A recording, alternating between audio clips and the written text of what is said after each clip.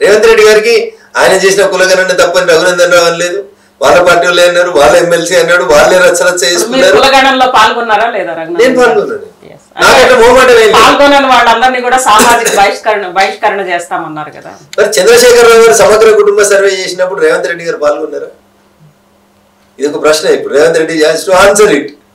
So వ్యక్తులకి భారత ప్రజాస్వామ్యం ఏం చెప్పిందంటే ప్రభుత్వం చేసేటువంటి అన్ని నిర్ణయాలు unless and until it is made compulsory, భారత రాజ్యాంగం కంపల్సరీ అని చెప్తే తప్ప ఆధార్ని అనుసంధానం చేయాలన్నా బ్యాంక్ తోటి వద్దా. చాలా మంది పంచాయతీ పెట్టిన సుప్రీంకోర్టు దాకా పోయిన రజిత గారు. సుప్రీంకోర్టు ఏం చెప్పింది? ఇట్ ఈస్ అన్ ఆప్షనల్ అని చెప్పింది.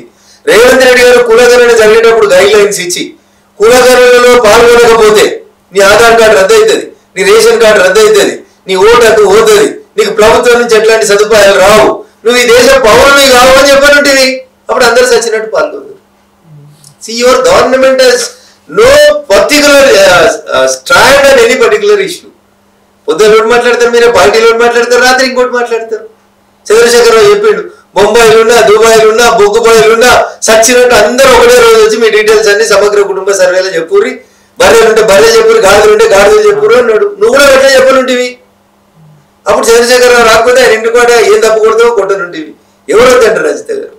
కొంతమంది అభ్యుదయ భావాలు ఉన్న వాళ్ళు ఉంటారు, ఇంటర్ క్యాస్ట్ మ్యారేజ్ చేసుకున్న వాళ్ళు ఉంటారు, రకరకాల ఆర్గనైజేషన్స్ లో పనిచేస్తుంటారు. వాళ్ళకి ఎప్పుడు కులం ప్రస్తావన చెప్పుకోవడం ఇష్టం ఉండదు. మరి ఇలా వాళ్ళు ఏం చేయాలి? కులగణనలో పాల్గొని వాళ్ళందరూ ఇంటి కూడా తప్పు కొడతా అంటే కొందరు సామాజికంగా సోషల్ అడ్వాన్స్ ఉన్నటువంటి చాలా కుటుంబాలు కులాన్ని చూపెట్టకుండా పెళ్లి చేసుకుంటున్నారు, వాళ్ళు ఇష్టపడి పెళ్లి చేసుకుంటున్నారు. అప్పుడు రాని కులం ఇప్పుడు వాళ్ళ పిల్లలకి మా అమ్మదో కులం, మా నాన్నదో కులం అని కొత్త పంచాయతీ పెట్టాల్సిన అవసరం ప్రభుత్వానికి ఏముంది?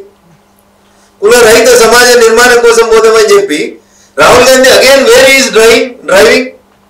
మేమేం గణన చేయలేదు, అయినా 27 మంది బీసీలకు ఇచ్చినాం, 10 మంది దళితులకు ఇచ్చినాం, 8 మంది మహిళలకు ఇచ్చినాం, 6 మైనార్టీలకు ఇచ్చినాం.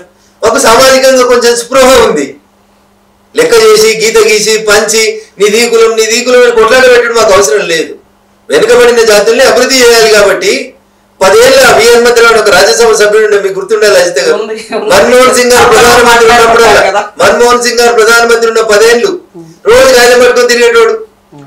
చట్టపద్ధతి సార్ మా బీసీ కమిషన్ చట్టపద్ధతి ఇవ్వండి వాళ్ళు. మేము ఇచ్చినాం కదా, నరేంద్ర మోడీ గారు వచ్చినాక ఇచ్చినాం కదా. సో అట్లా మాటలు వేరు అజిత గారు, చేతులకు వచ్చేసారు.